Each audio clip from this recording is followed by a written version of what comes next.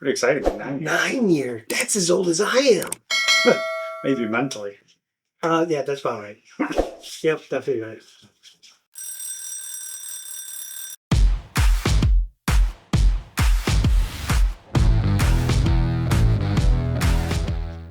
Welcome to another episode of AM Whiskey. I'm Aaron, and this is Mark. Young Mark.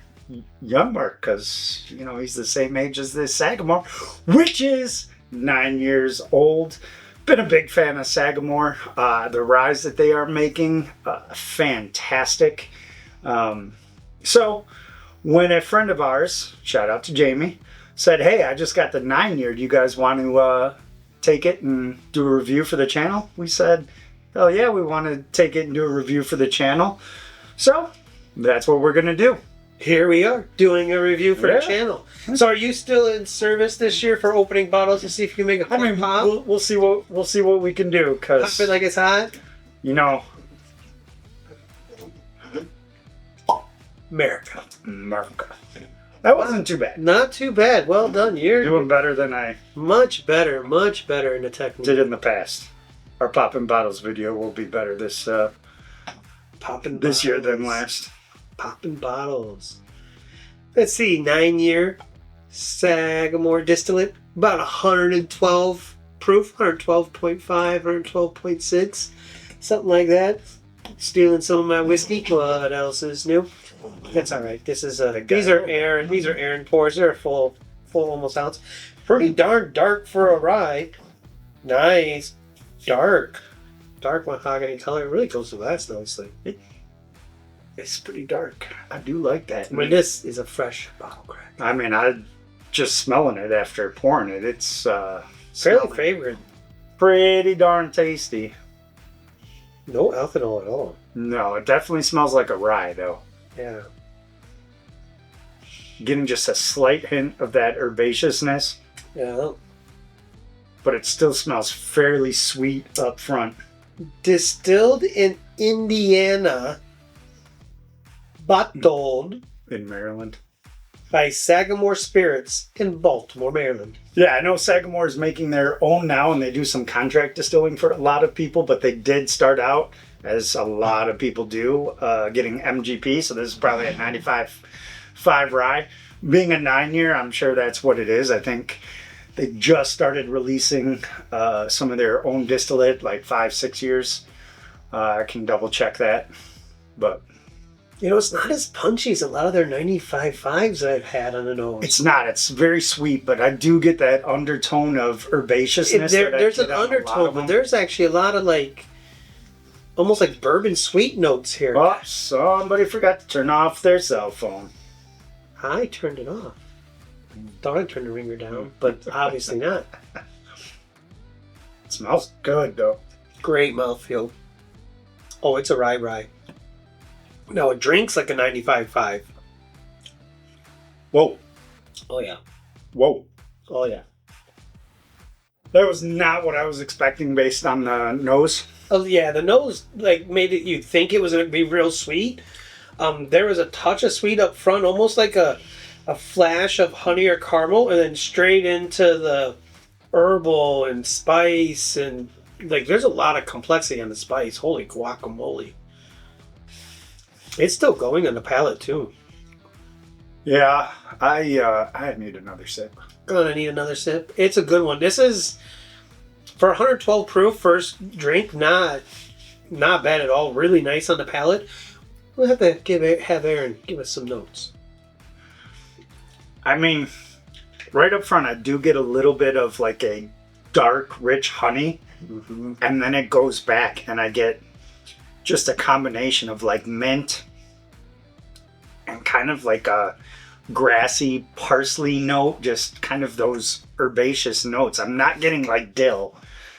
I don't get any dill on this, but there's just a hint of mint, but it's more of just a kind of grassy herbal note that's on this. But it's really towards the middle to the back of the palate where that comes into play. Up front, it's pretty sweet. I am getting a big, nice hug here. It's my first sip of the day. It wasn't too bad in the second sip. Well, yeah, probably. The second sip,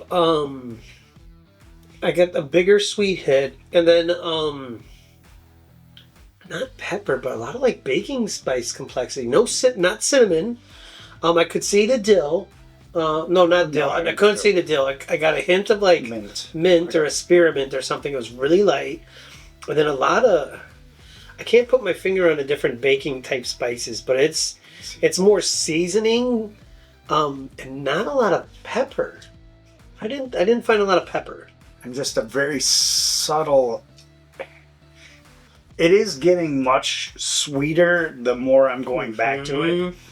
That herbal note is dying down a little bit. I did get like you said, kind of a baking spice note there. Yeah. I was leaning towards nutmeg. But that's also like subtle, but there. It's there. Like it's definitely not cinnamon, but it's like no. But it's like I don't know if it's like a touch of cardamom, maybe a touch of coriander, maybe a touch of like the nutmeg, like you said. It's more that sort of a baking spice or that sort of spice. It's not pepper. It's not cinnamon. I'm not getting pepper.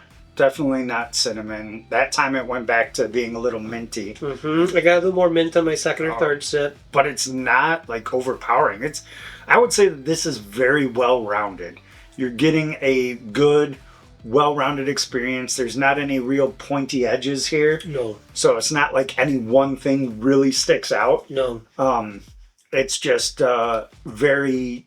And again, the mouthfeel, like you said, is really nice. It's good. It's good. It's a really nice pour. Now, the last sip, the mint rode a little bit longer throughout the experience for me. Man, I'm kind of surprised I'm not getting more oak on the palate with it being a 9-year. Yeah, especially being a rye. You know, a lot of times those ryes mature faster. But I think some of the bold flavors in this might be hiding some of that oak that you would normally get on a sweeter bourbon. Because this does have a lot of bold flavors. And if you are a rye drinker, I think you will love this. I wonder by the time we get near the end of the pour here, I bet you that oak will start to come forward a little bit more. I felt like I got a little more oak on that last sip, but I'm also was really trying to focus on that flavor characteristic. You look to be looking for something. Yeah. If you want to get a bottle at the AM Whiskey Studio, it's this guy where it's hidden. Some are in the cabinets, some are on the floor, some may be bunkered in the cellar. You never can tell. But I do have a problem with remembering where the bottle is. And when the bottle moves, I know someone's up to some shenanigans. Not that anybody's ever moved a bottle on somebody before. Yeah. Or cracked someone's bottle before. So this was the first thing that came to mind as maybe a comparison. And this is, Knob Creek 10-year rye. One of those ones that we really enjoyed. But it's definitely a Kentucky rye. So this is, 51% rye as opposed to the 95.5. But Knob Creek is way sweeter. Way sweeter. Way sweeter, way darker. And I think the Sagamore has a better mouthfeel, to be honest. But I do think you're getting a higher kick of oak on the 10-year. And maybe that's just the additional year. But I think it's the sweeter notes. This is going to be more for your bourbon drinker getting into ryes. Where this, if you're a rye drinker, I would say you would want to lean towards the Sagamore. These are both very, very good. What's the MSRP on this Sagamore here? I know what I would guess. I would guess somewhere in the 80s, maybe 90. Oh, it's good though, dude. It's really good. I like what it does and how it does it. Looks like it's about $80. Does it in balance. Whoop, 65. No. 69. It's all over the place. Yeah.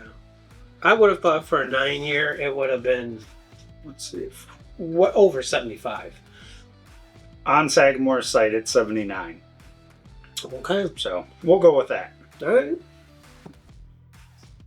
If I saw it in a store, I'd buy it. Wouldn't hesitate. Wouldn't think twice. Might even buy 2.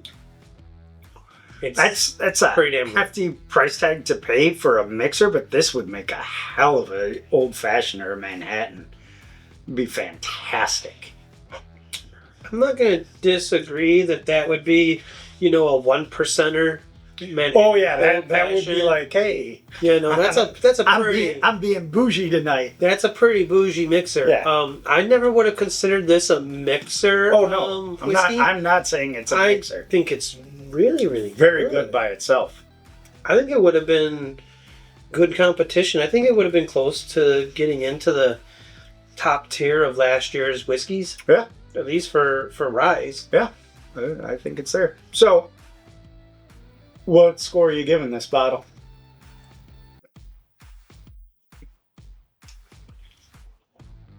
77. A 7.7. Yep. I was gonna go a 7.6. Man, you need to get out your new whiskey scoring journal. Make sure that stuff's official. Copying my number. Well, I am. No, I'm trying to be a little harsher. I am too. This year to. Like, it's going to be, like, anything that gets into the 8s or 9s is going to be... really, really, really good. Yeah, it's going to be slap your mama good. And I thought about maybe going a little bit lower, and maybe I was influenced on you, because I do think this is very good.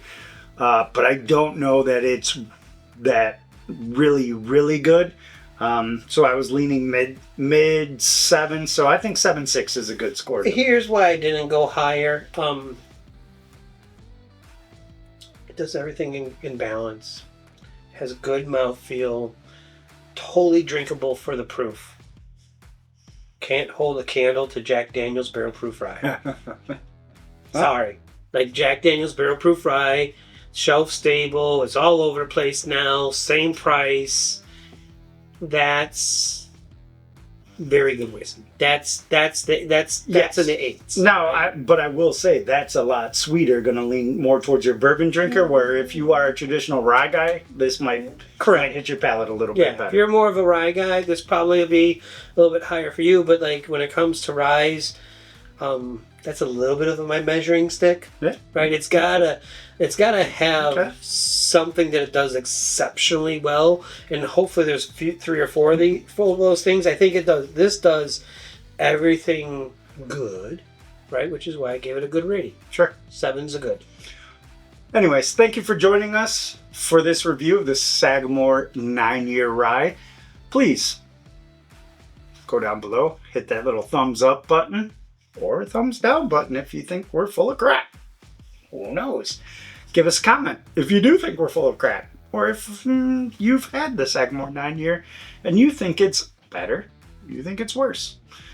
And as always, keep the whiskey flowing. Cheers. And drink more before Aaron. I'm all out of whiskey. That's the theme for 2025, is you finish whiskey before me. See your way to the mailbox.